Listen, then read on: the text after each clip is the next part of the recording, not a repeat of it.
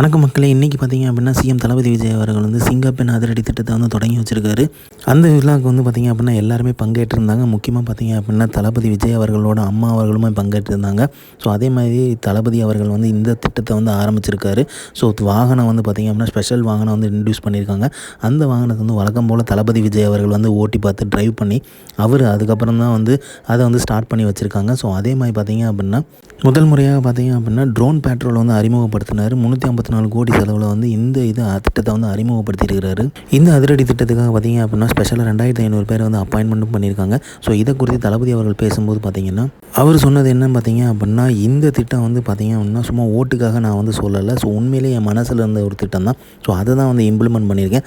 அதே மாதிரி பார்த்திங்க அப்படின்னா பெண்கள் சேஃப்டி வந்து ரொம்பவே முக்கியம். இனிமேல் எந்த ஒரு குற்றங்களும் நடக்கக்கூடாது, பெண்களுக்கு எதிராக ரொம்ப ஜாக்கிரதையாக இருக்கணும் அப்படிங்கிற மாதிரி வார்னிங்கும் கொடுத்தாரு. ஸோ நம்ம ஆரம்பத்துலேருந்தே பார்த்துட்ருக்கோம் தளபதி அவர்கள் வந்து இதில் வந்து இந்த பெண்கள் விஷயத்தில் வந்து எவ்வளோ தீவிரமாக இருக்கார், அவங்க மேலே எந்த ஒரு தவறான செயலும் வந்து நடக்கக்கூடாது அப்படிங்கிறது தீவிரமாக இருக்கார். ஸோ அதற்காக தான் இந்த திட்டத்தை வந்து ஆரம்பிச்சிருக்காங்க. ஸோ இந்த திட்டம் வந்து எப்படி போகுது அப்படிங்கிறத எல்லாருமே வெயிட் பண்ணி தான் பார்க்கணும். ஆனால் எல்லாருமே எதிர்பார்த்த ஒரு திட்டம் அது தொடங்கிட்டார்.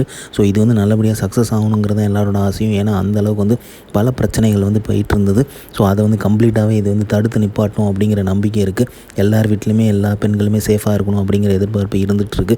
ஸோ இன்னுமே வந்து ஸ்ட்ராங்காக சேஃபான ஒரு டீம் வந்து அமைச்சிருக்காரு. அப்படிங்கும்போது அது நல்லா நடக்கணும் தான் எல்லாரோட எதிர்பார்ப்புமே இருக்கும். ஸோ இந்த மாதிரி தளபதி சிஎம் விஜயை பற்றி தெரிஞ்சுக்க லைக் பண்ணுங்கள், ஷேர் பண்ணுங்கள், ஃபிலிமா சேனலை சப்ஸ்கிரைப் பண்ணுங்கள்.